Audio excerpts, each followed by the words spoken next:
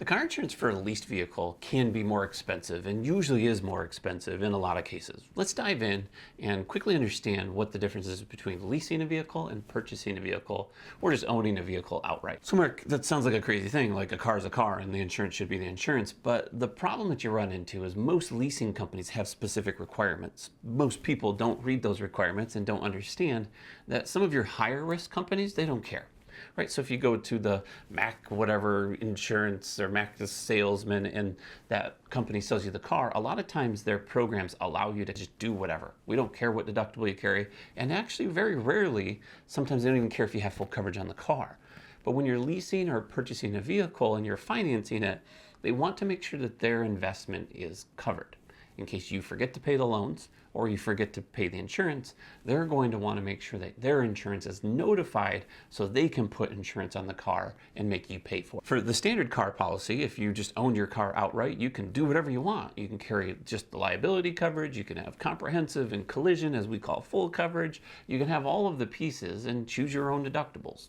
0, 50, 100, 500, 250, whatever deductible you want to have, you get to pick and choose, where leasing a car is quite the opposite. They put a cap. You can usually not go over 1,000, and in some of the other companies, you might not be able to go over 500. If it's a 500 deductible versus 1,000, that can be a few $100s a year more for that car insurance. So leasing the car, understand the guidelines and the rules that you have to play by. Why does this company require this? How do they even know? When you purchase a vehicle, one of the requirements they're going to ask is that they're listed as a lien holder.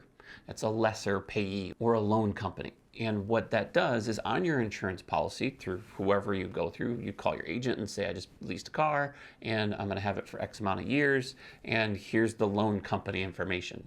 Usually it's a PO box, so they want their company name and they want their loan number of the car sometimes, and then they want the address listed.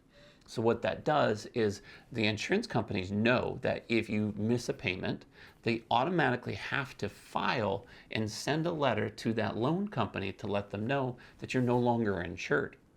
That company will turn around, and usually it's about a 30 to 60 day delay. So you're going to be uninsured if you forget for that time period, and they're going to turn around and say, show us proof that you have insurance, or by this date, we're going to force place insurance. That means they're going to insure the car. It doesn't insure you. You're not covered at all. It's just the car is covered in case something happens. You're still not supposed to drive it legally. And if the car crashes an accident, they're going to get paid. They're still going to make you pay the loan or pay that cost of the insurance on top of it.